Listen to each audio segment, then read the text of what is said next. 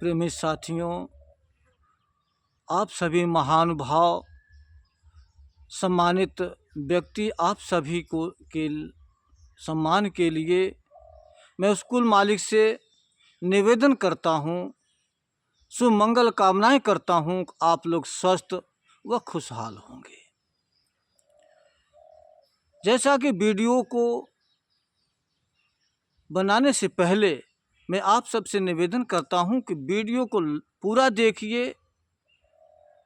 अगर अच्छा लगे तो लाइक व सब्सक्राइब व शेयर जरूर करिए। जैसा कि जो भी आज हम लोग अपना अपना जीवन जो जी रहे हैं, यह अपने लिए और अपने परिवार के लिए हम जीते हैं, जो कि केवल मात्र अपने परिवार का स्वार्थ इसमें छिपा हुआ है।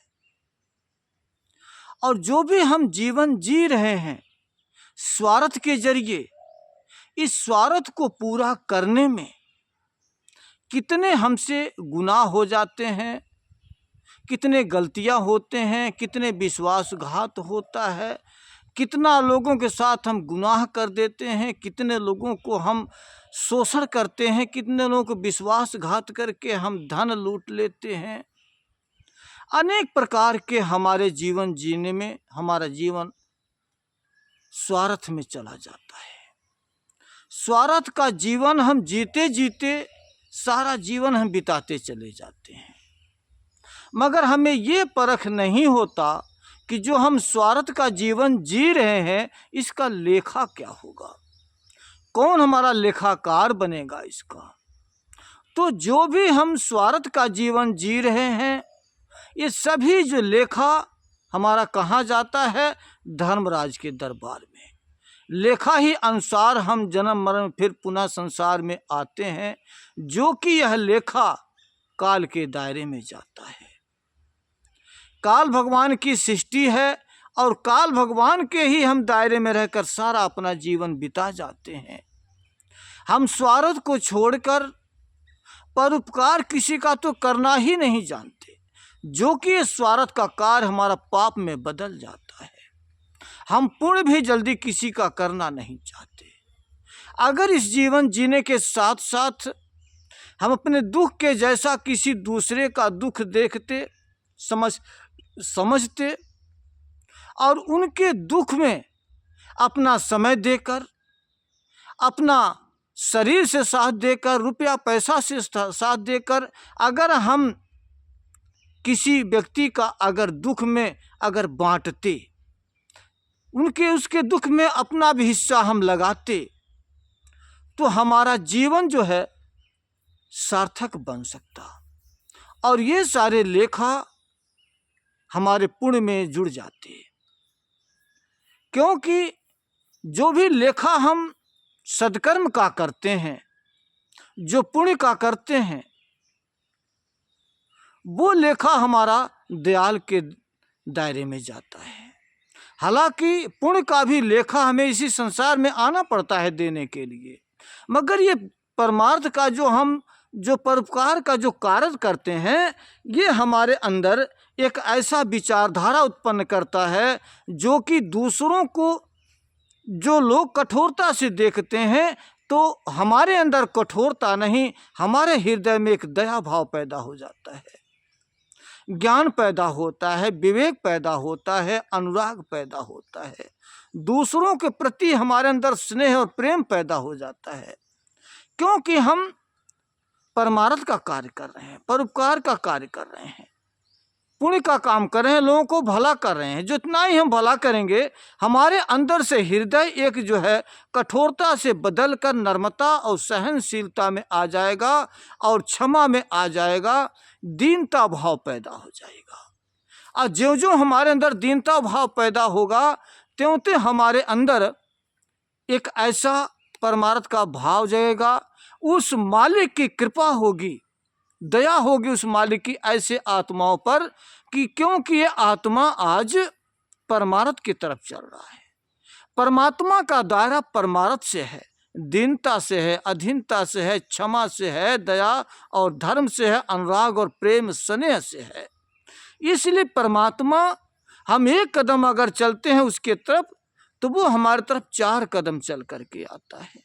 और जैसे चुंबक लोहे को खींच लेता है, उसी तरह से परमात्मा भी हमें अपने तरफ कैचर शक्ति के जैसे अपने तरफ आकर्षित कर देते हैं और हमारे अंदर वो ऐसा प्रेम जागृति कर देते हैं, ऐसा हमारे अंदर प्रेरित करते हैं, ऐसी जिज्ञासा पैदा कर देते हैं कि हमें संसार के हर व्यक्ति से, हर जीव से प्रेम होने लग जाता है।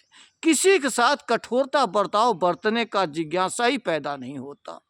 हमारे अंदर सद्भावना पैदा हो जाता है, सत्कर्म पैदा हो जाता है, लोगों से प्रेम भाव स्वाभाविक व सम्मान देने की इच्छा प्रकट हो जाती है।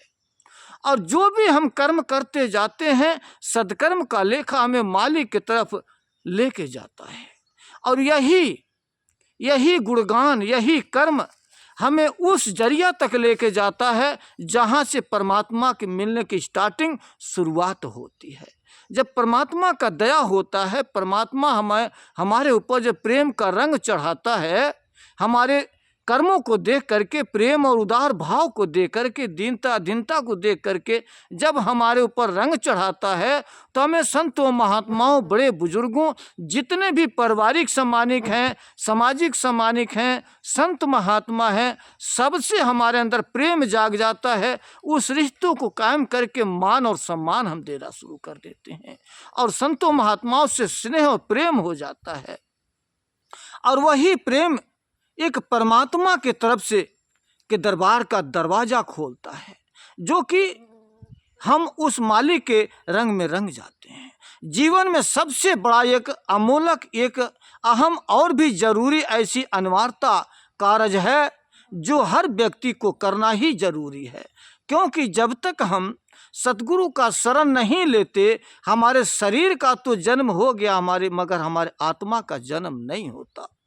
इसलिए हर व्यक्ति को, चाहे बूढ़ा हो, जवान हो, बच्चा हो, औरत हो, आदमी हो, हिंदू हो, मुस्लिम हो, सिख हो, ईसाई हो, बौद्ध हो, जैन हो, जो भी हो, जिस धर्म का हो, मगर सतगुरु को चरण धारण करना जीवन में सबसे अधिक महत्व करता है।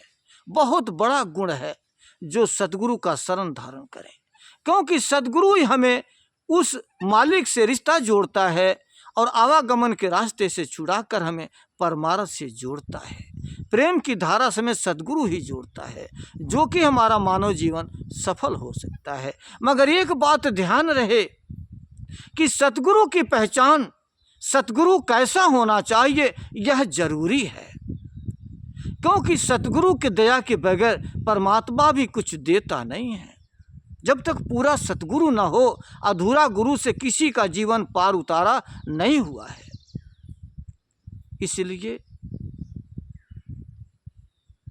वाणी आती है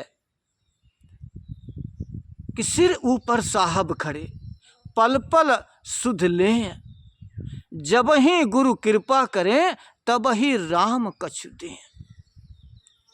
यह मलुक साहब की वाणी है। वो कहते हैं बगैर सतगुरु के कृपा के वह कुल मालिक परमात्मा भी कुछ किसी को नहीं देता, क्योंकि उस परमात्मा से रिश्ता जोड़ने का, आत्मा का रिश्ता का कायम करने का जरिया अगर है तो सतगुरु के पास है, वो दया सतगुरु के पास है। जब तक सतगुरु दया जीव पर नहीं करता, वह परमात्मा भी हमें कुछ नहीं देगा। इसलिए हमें सतगुरु की सेवा अनिवार्यता है।